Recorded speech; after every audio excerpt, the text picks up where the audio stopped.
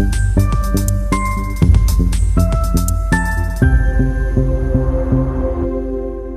Everyone, what's up, welcome back to the channel and to the playlist नीव। क्या हाल चाल आप सबके।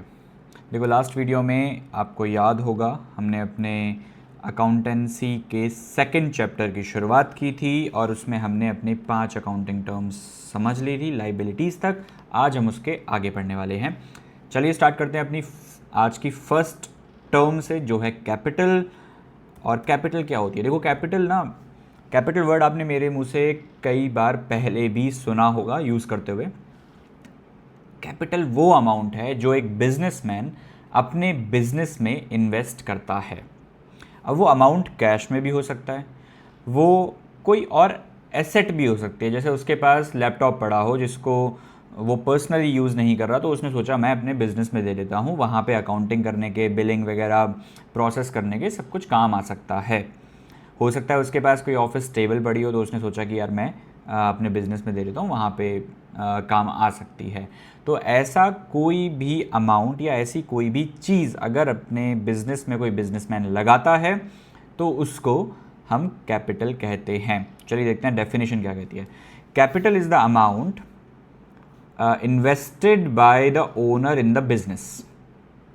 It can be in the form of cash और other assets like machinery, furniture, computers, कुछ भी आप ले लीजिए। कोई भी ऐसा अमाउंट, कोई भी ऐसी चीज़ जिसकी कुछ वैल्यू है और उसने बिजनेसमैन ने अपने बिजनेस में लगाई है, उसको आप कैपिटल कह सकते हैं। ये चीज़ हम पहले ही पढ़ चुके हैं। In accounting business and owners are treated as separate entities. मतलब जो बिजनेस है वो बिजनेसमैन से डिफरेंट होता है। Therefore capital invested by the owner, जो कैपिटल बिजनेस ने इन्वेस्ट की है वो बिजनेस के लिए लाइबिलिटी है। ये भी मैंने आपको पहले बताया था लाइबिलिटी क्यों है।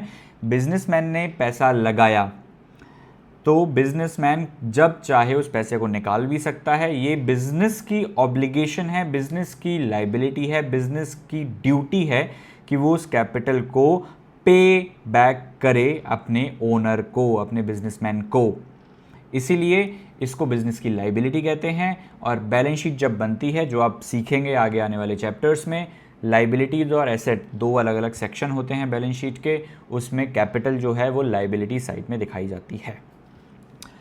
कैपिटल जो है वो कब बढ़ती है बिजनेस में? जब बिजनेस में प्रॉफिट हो रहा होता है। अब ऑब्वियसली बिजनेसमैन ने पैसा लगाया है तो पैसे को ग्रो करवाने के लिए लगाया होगा। 5 लाख रुपए अगर इन्वेस्ट करें हैं तो वो ये एक्सपेक्ट करेगा कि इन 5 लाख रुपए को बढ़ के 6 लाख हो जाए, 7 लाख हो जाए। एग्जैक्ट 5 लाख रुपए वापस लेने के लिए तो 5 लाख रुपए कोई लगाएगा नहीं। तो capital increases when there are profits in the business. और कई बार बिजनेस में जब लॉस हो जाता है तो कैपिटल कम भी हो जाती है। आई होप ये क्लियर होगा, बट मैं आपको ऐसे ही नहीं जाने दूंगा। यहाँ पे मैं आपको एक एग्जाम्पल दे के भी बताऊंगा कि कैपिटल का मतलब क्या होता है, बट उससे पहले समरी क्या है। Capital is the amount invested by the owner in the business. Cash में हो सकता है, कोई और एसेट हो सकती है। It is treated as liability because business is separate from the owner. So basically नीचे वाली डेफिनेशन का क्रक्स उसने ऊपर दे दिया है। ठीक है, अब हम एग्जाम्पल की तरफ चलते हैं। मिस्टर मालिक स्टार्टेड अ रेस्टोरेंट। इनका तो नाम ही मालिक है यार, बिजनेसमैन ही है। मिस्टर मालिक started a restaurant and invested the following. अपने रेस्टोरेंट का बिजनेस स्टार्ट किया इन्होंने और उसके अंदर उन्होंने 5 लाख रुपए तो कैश दिए। 40,000 रुपये की इनके पास कुछ फर्नीचर पड़ा था, टेबल चेयर, जो रेस्टोरेंट में काम आ सकते थे, तो उसने वो भी दे दिए। और 60,000 रुपये का इनके पास एक लैपटॉप पड़ा था, उन्होंने वो भी उसको बिजनेस में दे दिया। तो इस केस में कैपिटल का अमाउंट क्या होगा? अभी हमने पढ़ा है कि कैपिटल कैश में भी हो सकती है, किसी और फॉर्म में भी हो सकती है। तो कैपिटल का जो अमाउंट है वो इन तीनों का मिला के 6 लाख रुपए हो जाएगा। ठीक है, सो ये था कैपिटल का कॉन्सेप्ट। आई होप ये क्लियर हो गया होगा। अब हम बात करते हैं ड्राइंग्स की। देखो, अगर सिंपल टर्म्स में बात करूँ ना, कैपिटल जब हमने किसी बिजनेस में पैसा डाला तो वो कैपिटल कहलाती है। जब हमने उस बिज़नेस में से पैसा निकाला और कैपिटल हमारी कम हो गई तो उसे हम ड्राइंग्स कहते हैं। पर्सनल यूज़ के लिए अगर बिजनेसमैन ने कैपिटल को निकाला है, कैपिटल में से कुछ पोर्शन निकाला है, या फिर बिजनेस के रिसोर्सेज यूज़ किए हैं, बिजनेस की कोई चीज़ यूज़ की है, तो उसको हम ड्राइंग्स कहते हैं। पहले एक बार हम लैंग्वेज समझ लेते हैं। Drawings refers to the amount of money और वैल्यू ऑफ गुड्स। वो मनी भी हो सकता है। मान लो मिस्टर मालिक को 50,000 रुपये की ज़रूरत पड़ती है, जो उन्होंने 5 लाख रुपए लगाए थे उसमें से वो 50,000 रुपये निकालना चाहते हैं अपने पर्सनल यूज़ के लिए, तो वो उसकी कैपिटल को कम कर देगा, वो ड्राइंग्स हो जाएगा। तो वो तो डायरेक्टली मनी का विड्रॉल हो गया, मनी का ड्राइंग्स हो गया। लेकिन दूसरा एक चीज़ ये भी हो सकती है कि वो पैसा नहीं लेकर बिजनेस की कोई एसेट यूज़ कर रहे हों, उन्होंने बिजनेस के कोई रिसोर्सेज यूज़ कर लिए हों जो कि पर्सनल यूज़ के लिए होते हैं। इससे क्या होगा, इससे इसका इम्पैक्ट क्या होता है, it reduces the capital of the owner. Capital का अमाउंट कम हो जाएगा उतने अमाउंट से जितना आपने पैसा निकाला है। 50,000 निकाला है तो जो आपकी 6 लाख रुपए की कैपिटल थी वो 5,50,000 रुपये रह जाएगी। ठीक है, बिकॉज क्यों रह जाएगी, it is taken out of the business for non business purpose. Personal use के लिए यूज आ रहा है, पर्सनल पर्पस के लिए यूज आ रहा है वो, इसीलिए वो नॉन बिजनेस पर्पस के लिए निकाला गया पैसा है जो कैपिटल को कम करता है। Therefore, drawings are deducted from the capital account। जब आप अकाउंटिंग करेंगे और कोई ड्राइंग्स आता है तो उसका इम्पैक्ट इस तरीके से होगा कि वो हमारी कैपिटल को कम कर देगा। ठीक है, ड्राइंग्स भी जैसे कैपिटल हमने कैश या किसी भी और फॉर्म में लगाई थी, उसी तरह ड्राइंग्स भी कैश में हो सकते हैं, गुड्स में हो सकते हैं, या फिर कोई बिजनेस की एसेट आपने अगर ले ली हो, यूज़ की हो, उस फॉर्म में हो सकते हैं। ठीक है, for example the owner takes furniture for personal use, it is treated as drawings. इसका भी एक एग्जाम्पल है, वो मैं आपको यहाँ पे समझाता हूँ जिससे आपका पूरा क्लियर हो जाएगा। देखो, मिस्टर मालिक की डॉटर का बर्थडे आया। ठीक है, उसने सोचा यार मेरा खुद का रेस्टोरेंट है, मैं कहीं और जाके उसको सेलिब्रेट क्यों करूँ, अपने सारे गेस्ट और रिलेटिव्स को मैं अपने रेस्टोरेंट में बुला लेता हूँ, वहीं पे ही पार्टी कर लेंगे। उस पार्टी का टोटल खर्चा हुआ 30,000 रुपीज़। अब मिस्टर मालिक के पास दो रास्ते हैं। पहला कि वो 30,000 रुपीज़ रेस्टोरेंट के बैंक अकाउंट में डाल दे या रेस्टोरेंट को कैश दे दे। उस केस में तो कुछ होगा ही नहीं, उस केस में तो उसको एक एक्सटर्नल कस्टमर की तरह ट्रीट किया जाएगा। वो आया, पार्टी की, पैसे दिया और चला गया। There is no impact on the capital in this case. लेकिन अगर वो पैसे नहीं देता है तो क्या होगा, तो फिर ये 30,000 रुपीज़ का जो अमाउंट है ना, that will be treated as drawings, और वो उसके कैपिटल अमाउंट में से कम हो जाएगा। 6 लाख रुपए की जो उसने कैपिटल पहले डाली थी वो फिर रह जाएगी 5,70,000 रुपीज़। ऐसा क्यों, क्योंकि चलो उसने पैसा नहीं निकाला बिजनेस में से, लेकिन बिजनेस के रिसोर्सेज यूज़ किए हैं अपने पर्सनल पर्पस के लिए, उसे ही ड्राइंग्स कहते हैं। ठीक है, तो this will if he does not pay anything, this will be treated as drawings and will reduce the amount of capital in the business। तो वो 6 लाख से कम होकर 570 रह जाएगा। आई होप कैपिटल और ड्राइंग्स समझ में आ गए होंगे। समझ में आए हैं तो भी कमेंट कर देना, नहीं आए हैं तो अपनी क्वेरी पूछ लेना। ठीक है, I am here to help you. Next चलते हैं परचेज। परचेज क्या होता है यार, देखो परचेज एक normal literal meaning layman language में परचेज का मतलब कुछ भी खरीदना होता है, पर अकाउंटिंग मीनिंग थोड़ा सा अलग है। ऐसा नहीं है कि पूरी तरह अलग है, लेकिन इसमें कुछ परचेजेस कवर होती हैं अकाउंटिंग में, कुछ परचेजेस अकाउंटिंग में कवर नहीं होती है। वही हमें यहाँ पे मेनली समझना है। पहले एक बार हम डेफिनेशन समझते हैं। Purchases are goods bought by a business for resale और for use in producing goods meant for resale. लंबी हो गई डेफिनेशन, आप बोलेंगे कि सर सिंपल करके समझा दो हमें, तो वही मैं वापस एग्जाम्पल पे लेके जाऊँगा। एग्जाम्पल मुझे लगता है एग्जाम्पल समझने के बाद डेफिनेशन को समझना थोड़ा आसान हो जाता है। तो एक फर्नीचर का बिजनेस है, ठीक है, उसमें क्या क्या ट्रांजैक्शंस होते हैं। उस फर्नीचर के बिजनेस ने 5 लाख रुपए का रॉ वुड खरीदा जिसको वो फर्नीचर बनाने में यूज़ करेगा।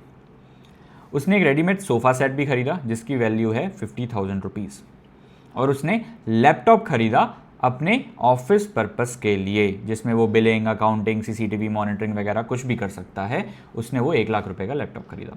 अब हम एक एक चीज़ कवर करते हैं अपनी डेफिनेशन से रिलेट करके। परचेजेज आर गुड्स, आप गुड्स को मटेरियल बोल सकते हैं, आइटम्स बोल सकते हैं, कुछ भी बोल सकते हैं। तो purchases are goods bought by a business, ठीक है जी, फॉर रीसेल। अब इसमें रीसेल क्या आ गया, उसने रेडीमेड सोफ़ा सेट खरीदा है। क्यों खरीदा है, रीसेल करने के लिए। तो ये हमारा परचेज की डेफिनेशन में आ गया। देखो परचेज कोई बिजनेस, अकाउंटिंग लैंग्वेज में परचेजेज वो सभी चीज़ें हैं जो एक बिजनेस ने खरीदी हैं उसको बेचने के लिए या फिर उसने खरीदी है ताकि वो उस पर कुछ प्रोसेसिंग कर सके, उसका फाइनल प्रोडक्ट बना सके और उस फाइनल प्रोडक्ट को बेच सके। इस केस में रीसेल, डायरेक्ट रेडीमेड सोफ़ा खरीदा और रीसेल करने के लिए खरीदा, तो वो तो हो गया हमारा ये वाला केस, फॉर रीसेल। और for use in producing goods meant for resale, तो ये जो 5 लाख रुपए की उसने रॉ वुड खरीदी है, उससे वो क्या करेगा, उससे वो चेयर्स बनाएगा, उससे वो टेबल्स बनाएगा, बेड बनाएगा, अलमीरा बनाएगा, बहुत सारी फर्नीचर की चीज़ें बना सकता है वो। ठीक है, तो वो है ये वाली category, for use in producing goods meant for resale, meant for sale. तो वो चेयर्स बना के बेचेगा, टेबल्स बना के बेचेगा, बेड्स बना के बेचेगा, अलमीरा बना के बेचेगा। तो रॉ मटेरियल गुड्स के परचेज की कैटेगरी में कवर होगा, या फिर आपने कोई मटेरियल खरीदा और उसको सीधा बेचने के पर्पज से खरीदा, वो परचेज की डेफिनेशन में कवर हो जाएगा। तीसरी जो चीज़ है वो है तो परचेज, लेकिन ये परचेज नॉर्मल लैंग्वेज में है, अकाउंटिंग लैंग्वेज में हम इसको नहीं कवर करते। क्यों? क्योंकि डेफिनेशन ये बोलती है कि रीसेल खरीदने के लिए या सेल करने के लिए जो माल खरीदा गया है उसको ही हम परचेज की कैटेगरी में कवर करेंगे। आपने क्या लैपटॉप उसको बेचने के लिए खरीदा है? नहीं, आपने लैपटॉप खरीदा है कि आप उसको ऑफिस में यूज़ कर सकें, अपने अकाउंटिंग पर्पज़ के लिए, अपने रिकॉर्डिंग पर्पज़ के लिए, बिलिंग पर्पज़ के लिए। तो कंडीशन यही है कि सभी वो मटेरियल्स जो रीसेल करने के लिए खरीदे गए हों, या फिर वो मटेरियल्स जो खरीदे गए हैं कुछ प्रोसेसिंग करके फाइनल प्रोडक्ट बना के और उसको बेचे जाने के लिए, उन दोनों कैटेगरीज को ही परचेज में काउंट किया जाता है। आई होप ये क्लियर होगा। तो यहाँ पे जो अमाउंट ऑफ परचेज है वो 5,50,000 होगा, which is the total of first 2 items. Laptop को परचेज में कवर नहीं कर सकते इन अकाउंटिंग टर्म्स। ठीक है, सेकंड है purchase return. Purchase return simple है यार, जो माल आपने खरीदा है, जो परचेजेस की डेफिनेशन में आया है, अगर आप उसको खरीद के रिटर्न कर रहे हैं उसके सप्लायर को, तो वो परचेज रिटर्न कहलाता है। परचेज रिटर्न को रिटर्न आउटवर्ड भी कहते हैं। क्यों? क्योंकि आप माल को बाहर भेज रहे हैं, आउटसाइड भेज रहे हैं, आउटवर्ड कर रहे हैं और रिटर्न कर रहे हैं, तो रिटर्न आउटवर्ड भी इसका एक नाम दे दिया गया है। देखते हैं डेफिनेशन में क्या कह रहा है। Purchase return also known as return outward, बिल्कुल ठीक है, refers to goods that were bought by the business, जो हमने पहले खरीदे थे but later return to the supplier. अब ये क्यों हम रिटर्न कर रहे हैं, उसका रीज़न कुछ भी हो सकता है। हमने देखा कि लकड़ी आ गई हमारे पास लेकिन उसमें दीमक लगी हुई है, तो हमने माल वापस भेज दिया। सोफ़ा सेट आ गया, हमने वो दूसरा सोफ़ा सेट मंगवाया था, उसने कोई और सोफ़ा सेट भेज दिया, हम उसको रिटर्न कर सकते हैं। हमने एक सोफ़ा सेट मंगवाया था, उसने 2 भेज दिए, हम दूसरे को रिटर्न कर सकते हैं। तो क्वांटिटी ज़्यादा हो सकती है, क्वालिटी ख़राब हो सकती है, गलत माल भेज दिया उसने वो ख़राब, वो भी केस हो सकता है, कुछ भी रीज़न हो सकता है परचेज रिटर्न का। I hope this is also clear. अब हम चलते हैं सेल्स पे। सेल्स क्या है? बस परचेज से रिलेटेड ही है। अगेन यहाँ पे भी हम सिर्फ वही चीज़ों को कवर कर रहे हैं जो हमारे मेन बिजनेस से रिलेटेड हैं, जिसको उन्हीं चीज़ों की सेल्स को कवर कर रहे हैं जो हमारे मेन बिजनेस ऑपरेशंस से रिलेटेड है। इसकी डेफिनेशन पढ़ते हैं, फिर हम इसका भी एक एग्जाम्पल देखेंगे। Sales refers to the total value of goods और सर्विसेज सोल्ड। ठीक है, यहाँ तक समझ में आता है। ऑब्वियसली सेल मतलब सोल्ड, उन चीज़ों की वैल्यू जो हमने सेल कर दी है by a business to its customers during an accounting period. यहाँ तक कोई दिक्कत नहीं है, यहाँ तक सब कुछ नॉर्मल है। लेमैन लैंग्वेज के हिसाब से भी सेल्स की डेफिनेशन यही होगी, बट अकाउंटिंग में एक चीज़ ऐड हो जाती है, वो है under its main business operations. यही चीज़ हमें यहाँ पे एक अच्छे से समझने वाली है। सेल्स सिर्फ वही अमाउंट, सेल्स में सिर्फ उसी अमाउंट को कंसीडर किया जाता है जो आपने मेन बिजनेस ऑपरेशन करते हुए अर्न की है। इस आई नो कि थोड़ा सा कन्फ्यूजन होगा, लेकिन मैं इसको एक एग्जांपल के साथ पूरी तरह क्लियर कर दूंगा। देखो, फर्नीचर का बिजनेस है, उसी को कंटिन्यू करते हैं। उस फर्नीचर के बिजनेस ने sales of wooden chairs and tables, तो 5 लाख रुपए का जो उसने यहाँ पे वुड खरीदी थी, रॉ वुड खरीदी थी, उसको यूज़ करके उसने टेबल्स और चेयर्स बनाई और उस टेबल और चेयर्स को उसने 7 लाख रुपए का बेच दिया। सोफ़ा सेट जो उसने 50,000 रुपये का खरीदा था वो उसने 75,000 रुपये का बेच दिया। उसने तीसरी एक और चीज़ बेची। क्या बेचा? उसके पास रद्दी पड़ी थी, रोज़ उसके पास अखबार आता था और उसके पास 1 साल से रद्दी इकट्ठी हो रही थी, उसने वो 1,000 रुपये में बेच दी। अब जो सेल का अमाउंट है ना यहाँ पे वो 7,75,000 होगा, which is the total of first two items. Third वाले को हम सेल्स की कैटेगरी में नहीं रखते क्योंकि रद्दी बेचना हमारा मेन ऑपरेशन नहीं है, मेन बिजनेस ऑपरेशन नहीं है। आई होप इस एग्जाम्पल से अब आप डेफिनेशन को रिलेट कर पा रहे होंगे कि सेल्स में वो अमाउंट कवर होता है जो हमने अपने कस्टमर्स को प्रोडक्ट बेचा है, मटेरियल बेचा है, सर्विसेज दी है, लेकिन वो सर्विसेज या गुड्स होने चाहिए हमारे मेन बिजनेस से related. I hope it is clear now. ये इसमें कैश ऑन क्रेडिट, चाहे माल हमने कैश में बेचा चाहे हमने क्रेडिट में बेचा, जिसका पैसा हमारे पास बाद में आएगा, बट दोनों ही तरह की सेल्स को कवर किया जाता है सेल्स के अमाउंट में। इसी तरह परचेज में भी, आई थिंक ये मैं बताना भूल गया था, कैश और क्रेडिट दोनों ही तरह की परचेज में काउंट होती हैं। ठीक है, I hope it is clear. Last है इस पेज पे हमारा सेल्स रिटर्न। सेल्स रिटर्न क्या होता है? जैसे हमने परचेज रिटर्न डिस्कस किया था, हमने माल बेचा, हमारे कस्टमर्स को माल पसंद नहीं आया, गलत माल चला गया, ज़्यादा माल चला गया और वो हमें रिटर्न करके वापस माल भेज रहे हैं, उसको सेल्स रिटर्न कहते हैं। इसको सेल्स रिटर्न इनवर्ड भी कहते हैं। क्यों? क्योंकि हमारे पास माल वापस आ रहा है, इन हो रहा है, माल रिटर्न होके इन हो रहा है, तो इसको रिटर्न इनवर्ड का नाम भी दे दिया। ठीक है, I hope it is clear. Sales की डेफिनेशन आप याद रखना, ये डेफिनेशन आगे आपके एक पॉइंट में यूज़ आने वाली है। सेल्स का मतलब मेन बिजनेस ऑपरेशन से रिलेटेड आपने जो भी माल या सर्विस बेची है अपने कस्टमर्स को, उसकी वैल्यू सेल्स कहलाती है। क्लियर? डन है जी। गुड्स क्या है? गुड्स आर आइटम्स और products that a business buys और manufacturers with the intention of selling to earn profit. मैं आपको वापस वही एग्जाम्पल में ले जाता हूँ जो हमने भी लास्ट सेल्स परचेज समझते टाइम समझा था। बिज़नेस ने रॉ मटेरियल, रॉ वुड खरीदी थी, बिज़नेस ने सोफ़ा सेट खरीदा था, बिज़नेस ने लैपटॉप भी खरीदा था। गुड्स सिर्फ उसी आइटम को कहते हैं या प्रोडक्ट को कहते हैं जो आपने खरीदा है रीसेल करने के लिए, सेल करने के लिए और उससे पैसा कमाने के लिए। अगेन लैपटॉप वापस गुड्स की कैटेगरी में यहाँ पे कवर नहीं होगा क्योंकि हमने उसको बेच के पैसा कमाने के पर्पस से नहीं खरीदा। ठीक है, यही वो डेफिनेशन दोबारा कह रही है। गुड्स आर द आइटम्स और products that a business buys और मैन्युफैक्चरर्स, जो आपने चेयर और टेबल्स बनाई थी रॉ वुड को यूज़ करके, वो गुड्स की कैटेगरी में कवर हो जाएंगी। सोफ़ा से सेट जो आपने रेडीमेड खरीदा था वो आपकी गुड्स की कैटेगरी में कवर हो जाएगा, लैपटॉप नहीं होगा। विद द इंटेंशन, क्यों? क्योंकि वो इंटेंशन उसकी सेल करके प्रॉफिट कमाने की नहीं थी लैपटॉप के केस में, चेयर्स के केस में थी, सोफ़ा सेट के केस में थी। These are the main items in which the business deals. Exactly, laptop में हमारा बिजनेस डील नहीं करता है, हमारा बिजनेस डील फर्नीचर में करता है। यही वो आइटम है जिसमें मेन डील करता है, उन्हीं को गुड्स की कैटेगरी में रखा जाता है। ठीक है, की पॉइंट क्या है इसके अंदर? पर्पस इंपॉर्टेंट होता है। एक आइटम गुड्स है या वो गुड्स नहीं है, वो उसके पर्पस पे डिपेंड करता है। अगेन वही लैपटॉप वाला पर्पस और फर्नीचर जो आपने खरीदा था उसका, लकड़ी जो आपने खरीदी थी उसका पर्पस। यहाँ पे भी वही बात कह रहा है, गुड्स आर परचेज्ड और प्रोड्यूस्ड टू बी सोल्ड, तब तो वो गुड्स कहलाते हैं। अगर इंटरनल यूज़ के लिए उस आपने खरीदा है तो उसे हम गुड्स नहीं कहते। Items used for running the business, जैसे laptop, office furniture, computers are not considered goods, they are treated as fixed asset. याद करो फिक्स्ड एसेट की डेफिनेशन, उसमें मशीनरी, उसमें लैपटॉप्स, कंप्यूटर्स, ये सब कवर हो रहे थे, राइट? फर्नीचर कवर हो रहा था। अब इसमें एक एग्जांपल मैंने डाला हुआ है जो हम ऑलरेडी डिस्कस कर चुके हैं। एक लैपटॉप के एक लैपटॉप का डीलर अगर लैपटॉप खरीदता है वो उसके लिए गुड्स है।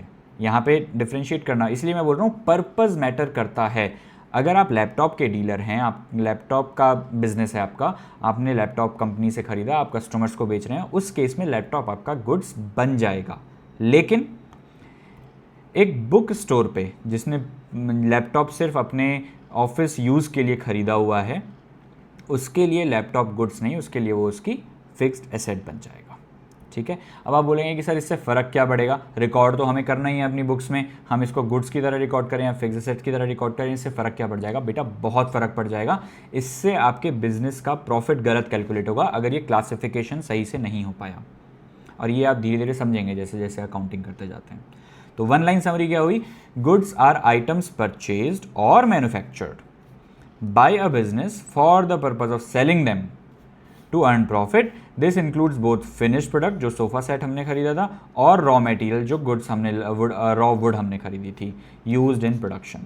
तो नीचे वाली डेफिनेशन का एक तरह से क्रक्स आपको मिल गया यहाँ पे। गुड्स आई थिंक क्लियर होगा, सिंपल चीज़ है एकदम, इसमें कंफ्यूज होने की ज़रूरत नहीं है। नेक्स्ट चलते हैं हम स्टॉक पे। देखो स्टॉक पहले मैं आपको एग्जांपल्स अगेन यहाँ पे भी देके समझाऊंगा, फिर हम इसको डिटेल में कवर करेंगे। स्टॉक भी गुड्स से रिलेटेड ही है, ठीक है। दो तरह के ऑर्गेनाइजेशंस हैं, मैं यहाँ पे आपको बताऊंगा कि स्टॉक होता क्या है। पहले सिंपल टर्म में समझ लीजिए, स्टॉक वो गुड्स है जो बेकार नहीं है और आपके गोडाउन में पड़ा है, उसको हम स्टॉक कहते हैं। स्टॉक को हम इन्वेंट्री भी कह सकते हैं। स्टॉक और इन्वेंट्री सेम चीज़ है, और ये दोनों चीज़ क्या हैं? ऐसा गुड्स जो आपके गोडाउन में किसी भी पर्टिकुलर डेट पे पड़ा हुआ है, वो आपकी स्टॉक या इन्वेंट्री बन जाती है। अब ये ना दो केसेस में अलग अलग हो सकता है। ट्रेडिंग ऑर्गेनाइजेशन में तो सिंपल एक ही तरह का स्टॉक होता है। क्यों? क्योंकि ट्रेडिंग ऑर्गेनाइजेशन का मतलब क्या हुआ? मान लीजिए आप बस कंपनी से माल खरीदते हैं और उसको बेच देते हैं, ये हुआ ट्रेडिंग ऑर्गेनाइजेशन। दूसरा होता है मैन्युफैक्चरिंग ऑर्गेनाइजेशन, जो रॉ मटेरियल खरीदता है, उसमें कुछ प्रोसेसिंग करता है, उसको किसी शेप में, दूसरी शेप में लेके आता है। जैसे लकड़ी खरीदी, उसको चेयर की शेप में लेके आया और उसको फिर कस्टमर को बेचता है। ये डिफरेंस है ट्रेडिंग ऑर्गेनाइजेशन में और मैन्युफैक्चरिंग ऑर्गेनाइजेशन में। ट्रेडिंग ऑर्गेनाइजेशन में सिर्फ एक ही चीज़ होती है, एक ही तरह का स्टॉक होता है। वो स्टॉक वही है जो उसने खरीदा है, क्योंकि उसमें वो कुछ चेंज नहीं कर रहा है। तो चलो उसको एक एग्जाम्पल के थ्रू समझते हैं। वुडशाइन एक फर्नीचर बिजनेस है जहाँ पे रेडीमेड फर्नीचर खरीदता है और उसको कस्टमर्स को हम बेच देता है। हमने मैन्युफैक्चरर से ख़रीदा, अपने शोरूम पे सजा के रखा, कस्टमर्स आते हैं और ख़रीद के चले जाते हैं। हम कुछ भी बनाते नहीं हैं अलग, बस खरीदते हैं और बेचने का काम करते हैं। इसने क्या क्या चीज़ें खरीदी एक मंथ में? इसने खरीदे 100 चेयर्स खरीदी, 80 टेबल्स खरीदी, डबल बेड इसने 50 खरीदे, सोफ़ा सेट इसने 40 खरीदे, और ये इनका टोटल अमाउंट था। पर पीस प्राइस भी यहाँ पे दे रखा है, ठीक है। Eight the end of the month ये सब गुड्स हो गए, मतलब एक तरह से ना ये सब गुड्स की कैटेगरी में कवर हो गए। बट स्टॉक क्या हुआ? स्टॉक वो होगा जो इनमें से बिकना रह गया होगा और आपके गोडाउन या आपके शोरूम पे बचा हुआ है, वो यहाँ पे अवेलेबल है। कि हमारे पास 100 में से 20 चेयर रह गई जिनकी वैल्यू है 20,000 रुपये, टेबल 15 रह गई जिनकी वैल्यू है 30,000 रुपीज़, डबल बेड 50 में से 10 रह गए जिसकी वैल्यू है 5 लाख रुपये, सोफ़ा सेट 40 खरीदे थे, 5 रह गए जिसकी वैल्यू है 2 लाख रुपये। तो आपका जो स्टॉक होगा ना, वो ये अमाउंट होगा इन सब का टोटल। 2 और 5 7, 7,50,000। आई होप आपको गुड्स में और स्टॉक में फ़र्क समझ में आ गया होगा। गुड्स तो वो सारा आइटम है जो आपने ख़रीदा है, स्टॉक वो है जो आपके गोडाउन में, आपके शोरूम में, आपके ऑफिस में बचा रह गया है, ठीक है। ट्रेडिंग ऑर्गेनाइजेशन का तो सिंपल एक ही तरह का स्टॉक होता है। मैन्युफैक्चरिंग ऑर्गेनाइजेशंस में थोड़ी ज़्यादा चीज़ें ऐड हो जाती हैं, बट इंटरेस्टिंग बहुत है समझने में। चलो देखते हैं। यहाँ पे जो नाम है वो वुडराइज है, एक फर्नीचर बिजनेस है where raw wood is purchased and furniture is manufactured as final product. Furniture में चेयर्स, टेबल, बेड, सोफ़ा, अलमीरा कुछ भी हो सकता है। It purchased wood worth ₹10 lakh. एक महीने में उसने 10 लाख रुपए की लकड़ी खरीदी, और कैसे कैसे यूज़ हुआ वो उसने नीचे बता रखा है। 10 लाख रुपए की रॉ वुड है, उसमें से 2 लाख रुपए की तो रॉ वुड अभी भी हमारे गोडाउन में पड़ी हुई है, ठीक है, जिसका कोई यूज़ नहीं आया अभी तक। 5 लाख रुपए हमने 5 लाख रुपए की लकड़ी को चेयर्स और टेबल्स में कन्वर्ट कर दिया, ठीक है। और 3 लाख रुपए जो बचे वो हमने उस पर काम स्टार्ट कर दिया है। हमें उससे बेड बनाने हैं, लेकिन बेड अभी तक पूरी तरह बने नहीं हैं। तो फिलहाल ये जो 3 लाख रुपए का स्टॉक है वो ना ही लकड़ी की शेप में बचा है, रॉ लकड़ी की शेप में भी नहीं बचा, और वो बेड की शेप में भी नहीं आया। वो वर्क इन प्रोग्रेस है बेसिकली, ठीक है, अभी काम चल रहा है उस पर। तो आज की डेट में एट द मंथ एंड आपसे पूछेगा कोई भी कि आपके पास कितना स्टॉक पड़ा है, तो आप क्या बताएंगे? अच्छा, एक और चीज़, ये जो 5 लाख रुपए का आपने चेयर्स और टेबल्स बना दी थी, उसमें से 4 लाख रुपए की टेबल्स तो और चेयर्स तो बिक चुकी हैं, 1 लाख रुपए की अनसोल्ड है। अब आपसे कोई पूछता है कि स्टॉक की वैल्यू क्या होगी, तो हमारा जवाब ये होगा कि ये 2 लाख रुपए सीधा सीधा हमारा रॉ मटेरियल का स्टॉक है। That is first type of stock in trading organisation. दूसरा जो है वो रहेगा stock of finished goods. Finished goods क्या जी, कि हमारे पास 1,00,000 रुपए का गुड्स बचा है, वो बचा है जो हम ऑलरेडी फिनिश गुड में कन्वर्ट कर चुके हैं। 1,00,000 फिनिश गुड में कन्वर्ट कर चुके हैं, फिनिश गुड मतलब चेयर और टेबल्स में कन्वर्ट कर चुके हैं। 5,00,000 का किया था, 4,00,000 बिक गया, 1,00,000 बचा है, वो हमारा स्टॉक बन जाएगा। और थर्ड एंड फाइनल टाइप का जो स्टॉक है वो है वर्क इन प्रोग्रेस, कि वो रॉ मटेरियल भी नहीं है, वो भी फिनिश्ड गुड भी नहीं बना, बेड भी नहीं बने, ना ही रॉ लकड़ी बची है, वो हमारा वर्क इन प्रोग्रेस है। आपने रोड्स वगैरह पे कभी कोई कंस्ट्रक्शन चल रहा है तो आपने वर्क इन प्रोग्रेस के बोर्ड देखे होंगे, मतलब अभी काम चालू है। तो ये भी वैसा स्टॉक है जिसपे काम चालू है। ये तीसरे टाइप का स्टॉक है हमारे एक मैन्युफैक्चरिंग ऑर्गेनाइजेशन में। आई होप ये क्लियर होगा। इसी को मैंने डेफिनेशन फॉर्म में यहाँ पे इस वाली स्लाइड में दिखाया हुआ है। क्या दिखाया हुआ है? स्टॉक क्या होता है? Stock also called as inventory refers to goods purchased और manufactured by a business that remain unsold और अनयूज्ड। फिनिश गुड्स बन गए थे लेकिन अनसोल्ड रहे। कुछ 2,00,000 रुपए की रॉ वुड थी जो यूज़ ही नहीं आई। At the end of an accounting period, वो एक मंथ भी हो सकता है, वो एक वीक भी हो सकता है, वो पूरा एक साल भी हो सकता है। अकाउंटिंग पीरियड अभी हम पढ़ेंगे क्या होता है, ठीक है। टाइप्स ऑफ स्टॉक हमने पढ़ लिया। ट्रेडिंग ऑर्गेनाइजेशन के लिए स्टॉक ऑफ गुड्स सिंपल है। यहाँ पे मैंने एक बुक स्टोर का एग्जांपल दे रखा है कि उसने 1000 बुक्स खरीदी, फॉर एग्जांपल 200 बुक्स उसमें से बिकने से रह गई, तो उसके पास these are stock of goods, 200 books जो हैं वो उसकी नॉर्मल स्टॉक बन जाएगा। ट्रेडिंग ऑर्गेनाइजेशन में सिंपल है। बात आती है मैन्युफैक्चरिंग ऑर्गेनाइजेशन की। इसमें क्या होता है? Stock of raw material. A furniture factory has a stock of wood to be used for making chairs, जो अभी तक यूज़ आया नहीं है, it is raw material stock. फिर है stock of work in progress. These are partially finished goods, जो पूरी तरह भी कन्वर्ट हुए नहीं हैं, that are still in the production process. Example, half prepared wooden chairs lying in ware house, जो उनकी शेप कट गई है लेकिन उसको असेंबल करना बाकी है चेयर्स को, तो वो वर्क इन प्रोग्रेस में आ जाएगा। इसको WIP भी कहते हैं। थर्ड टाइप का जो है वो है स्टॉक ऑफ फिनिश्ड गुड्स, जो आपने already raw material, raw would को यूज़ करके चेयर टेबल बनाई, जितनी बनाई उसमें से जितनी बिक गई वो स्टॉक नहीं है, जो अनसोल्ड रह गई वो स्टॉक है। These are fully manufactured products that are ready for sale but not yet sold. Example, completed wooden chairs waiting in the warehouse, आपके गोडाउन में पड़ी, आपके शोरूम में पड़ी हैं, बट वो अभी तक बिकी नहीं है, वो हम फिनिश गुड्स कहते हैं। तो ये था आपका स्टॉक, स्टॉक की डेफिनेशन, स्टॉक के types in different organisation. I hope ये क्लियर होगा। हमने बहुत डिटेल में इसको डिस्कस किया है, but let me know your thoughts on that. अगर कुछ डाउट है तो वो भी आप पूछ सकते हैं। चलिए जी, नेक्स्ट टर्म पे चलते हैं। स्टॉक की समरी भी एक बार देख ही लेते हैं। स्टॉक और inventory refers to goods purchased और manufactured by a business that are unsold और unused at the end of an accounting period. It represent the item kept for sale for future use in future use in production।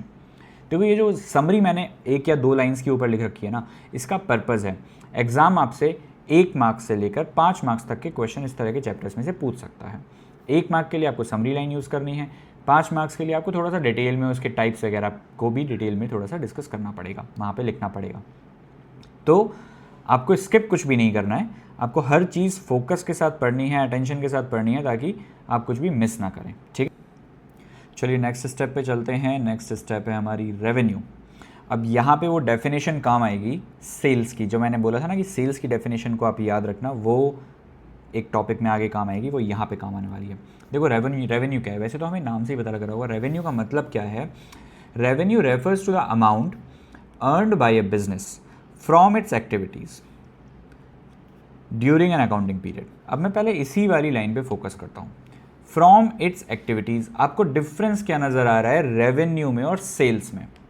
Sales में हमने सिर्फ बात की थी main business activities की, right? I hope आपको remember होगा। वहाँ पे हमने सिर्फ उन्हीं चीज़ों की अर्निंग को कंसीडर किया था जो हम मेन प्रोडक्ट या सर्विस जिनमें डील करते हैं, उनको जितना हमने बेचा है वो अमाउंट हम अपने सेल्स में कंसीडर करते हैं। बट रेवेन्यू में मेन बिजनेस एक्टिविटीज़ को हमने फोकस में नहीं लाया, हमने इट्स एक्टिविटीज़ की बात करी है, मतलब सारी एक्टिविटीज़ की। अब आप बोलेंगे कि सर मेन एक्टिविटीज़ के अलावा ऐसी कौन सी एक्टिविटीज़ हो सकती हैं जिससे बिजनेस को कुछ अर्निंग हो सके। जैसे आपका पैसा बैंक में पड़ा है, एफडी करवाई हुई है, या फिर सेविंग बैंक में पड़ा है, करंट अकाउंट में पड़ा है, कुछ ना कुछ इंटरेस्ट आपको मिलता है, राइट। वो एक अर्निंग है बिजनेस की, और वो आपका मेन बिजनेस का पार्ट नहीं है, इसलिए वो सेल्स में कवर नहीं होगा, वो रेवेन्यू का पार्ट बनेगा, ठीक है। तो revenue is a broader term, क्योंकि इसमें उस अर्निंग को कंसीडर करते हैं जो सभी एक्टिविटीज़ से आ रही है, चाहे वो मेन बिजनेस ऑपरेशन से आ रही है, चाहे वो अदर एक्टिविटीज़ से आ रही है। लेकिन सेल्स एक नैरो टर्म है, उसके अंदर सिर्फ हम मेन बिजनेस वाली एक्टिविटीज़ से जो अर्निंग हो रही है उसी को कंसीडर करके चलते हैं, ठीक है। Revenue includes earning from main business activities, हम जिस माल या जिस गुड्स में या सर्विस में डील कर रहे हैं उसको बेचने पर, as well as other business related sources like interest income हो सकती है। आपने कोई ओल्ड मशीनरी बेची, उस पर आपको कुछ प्रॉफिट हो गया, वो भी यहाँ पे कवर हो जाएगा, क्योंकि वो आपका मेन बिजनेस ऑपरेशन नहीं है, मेन बिजनेस एक्टिविटी नहीं है, अदर एक्टिविटी है। रेवेन्यू में दोनों ही चीज़ें कवर होती हैं, वही चीज़ यहाँ पे हमने लिखी हुई है। रेवेन्यू इंक्लूड्स बोथ क्या मतलब, एक तो सेल्स को कवर करती है। सेल्स हमने क्या पढ़ा था, operating revenue, earning from primary और core business activities like sale of goods और सर्विसेज, ठीक है।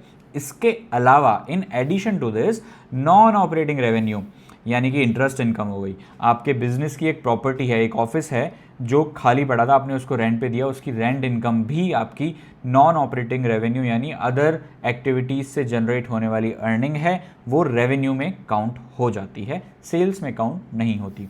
डिविडेंड, आपने कुछ इन्वेस्टमेंट कर रखा है, शेयर्स खरीद रखे हैं, उन शेयर्स पे कुछ डिविडेंड आया, वो भी आपकी नॉन ऑपरेटिंग रेवेन्यू है और अदर एक्टिविटी से जनरेट होने वाली अर्निंग है। Profit on sale of asset जो हमने डिस्कस किया था। इसका मतलब एक पॉइंट टू रिमेंबर हो गया, revenue is a broader term than sales. Revenue बड़ा है, रेवेन्यू में सेल्स कवर होती है, right. Sales arise from the sale of goods और सर्विसेज जो हमारी मेन बिजनेस एक्टिविटी हो गई, whereas revenue include sales as well as other income earn by the business. Simple terms, simple चीज़ है समझने के लिए। इसी के बेसिस पे इसकी एक समरी डेफिनेशन क्या बन जाती है, इसकी समरी डेफिनेशन बन जाती है, revenue is the amount earned bye a business during an accounting period from its activities, all of its activities. It includes both operating revenue from main business activity and non operating revenue from other sources. I hope ये clear होगा। Revenue एक broader term है, sales एक छोटी term है, ठीक है। अब इसी के कॉरेस्पॉन्डिंग एक टर्म और आ जाती है, वो है एक्सपेंस। एक्सपेंस क्या होता है, देखो आप जो भी माल बेच रहे हो, जो भी गुड्स आप बेच रहे हैं, जो भी सर्विसेज आप बेच रहे हैं, उसको बेचने के लिए आपको भी तो कुछ खर्चा करना पड़ता है ना। अगर आप फर्नीचर बेच रहे हैं तो फर्नीचर बेचने के लिए या तो आप फर्नीचर पहले खरीदोगे, रेडीमेड फर्नीचर खरीद सकते हो, या फिर आप रॉ मटेरियल खरीदोगे, लकड़ी खरीदोगे, उस पर कारपेंटर से काम करवाओगे और फिर उसको फाइनल प्रोडक्ट की शेप में लेके आओगे, फिर उसको बेचोगे। तो अगर आप 1 लाख रुपए का कोई माल बेच रहे हैं तो उसको 1 लाख रुपए का बेचने के लिए आप कुछ खर्चा भी तो कर रहे हैं ना, वही एक्सपेंस कहलाता है। अब देखते हैं डेफिनेशन क्या बोलती है। एक्सपेंसेस आर द कॉस्ट, या स्पेंड बोल सकते हैं हम उनको, incurred by a business for earning revenue। Revenue earn करने के लिए आपने जो भी खर्चा किया है, जो भी कॉस्ट इनकर की है, उसको एक्सपेंस कहते हैं। During an accounting period they reduce the profit. अब आपने अगर 100 रुपये का माल बेचा, हम तो ये एक्सपेक्ट करते हैं कि 100 का 100 हमारा प्रॉफिट हो जाए, बट ऐसा होता नहीं है, क्योंकि इस 100 रुपये को माल को बेचने के लिए हमने 70 रुपये का खर्चा भी किया है, तो प्रॉफिट हमारा होता है 30 रुपये ओनली। तो इसी वजह से बोला गया है कि ये जो एक्सपेंस है ना, वो प्रॉफिट को कम करते हैं, और प्रॉफिट कम होता है तो हमारे ओनर की जो कैपिटल है बिजनेस में, वो भी कम हो जाती है। आपको याद होगा कैपिटल पढ़ते टाइम हमने ये बोला था, प्रॉफिट ज़्यादा होगा तो कैपिटल बढ़ती है, प्रॉफिट कम होगा या लॉस होगा तो कैपिटल कम हो जाती है। तो वो यही बात बोल रहा है कि खर्चे जो हैं वो हमारा प्रॉफिट कम करते हैं, प्रॉफिट कम होने से ओनर्स की कैपिटल कम हो जाती है। Expenses are generally incurred for carrying out day to day activities. अब वो एक्टिविटीज़ मेन बिजनेस एक्टिविटीज़ भी हो सकती हैं और अदर एक्टिविटीज़ भी हो सकती हैं। मेन बिजनेस में क्या आएगा? Such as payment of salaries, rent, electricity and purchase of goods and services. इसमें दोनों ही तरह के आ गए, ऑपरेटिंग एक्सपेंसेस और नॉन ऑपरेटिंग एक्सपेंसेस। दोनों ही तरह के स्पेंड को, दोनों ही तरह की कॉस्ट को एक्सपेंस में काउंट किया जाता है। ठीक है, जो वो ये बात बोल रही है, operating activities related to main और core business operations like salary, wages, electricity, freight expenses etcetera. Non operating activities वाले जो खर्चे हैं वो कैसे कैसे हो सकते हैं? जो डायरेक्टली रिलेटेड नहीं है बिजनेस ऑपरेशन से, जैसे कि इंटरेस्ट एक्सपेंस, आपने कुछ लोन लिया है अपने बिजनेस के लिए, उस पे आप जो इंटरेस्ट पे कर रहे हैं वो उस बिजनेस का नॉन ऑपरेटिंग एक्सपेंस है, अदर एक्सपेंस है, मेन बिजनेस का एक्सपेंस नहीं है। जैसे आपने एक माल, एक पुरानी एसेट बेची, लास्ट टाइम हमने प्रॉफिट का एग्जांपल लिया था। अब अगर मान लो उसी एसेट को बेच के हमें कुछ लॉस हो जाता है, तो वो भी हमारा एक एक्सपेंस है जो हमारे प्रॉफिट को कम करेगा, and that is a non operating expense, क्योंकि वो मेन एक्टिविटीज़ का पार्ट नहीं है। आपने कोई डोनेशन पे किया तो भी वो मेन एक्टिविटीज़ का पार्ट नहीं है, वो अदर एक्टिविटीज़ से रिलेटेड एक्सपेंस है, स्पेंड है, जो एक्सपेंस की कैटेगरी में काउंट हो जाएगा। तो हमारी समरी क्या बनती है? हमारी समरी बनती है, expenses are the cost incurred by a business to earn revenue during an accounting period. They may be operating or non-operating and reduce the profit of the business. तो ये आपके 1 मार्क का अगर इस तरह का कोई क्वेश्चन आता है, व्हाट इज एन एक्सपेंस, वो आपका यहाँ से कवर हो जाएगा। तो आज की वीडियो में बस इतना ही। नेक्स्ट वीडियो में हम आगे की अकाउंटिंग टर्म्स के साथ कंटिन्यू करेंगे। मिलते हैं नेक्स्ट वीडियो में। Till that time, bye bye. Don't forget to like and share this video, subscribe the channel for latest update. Bye.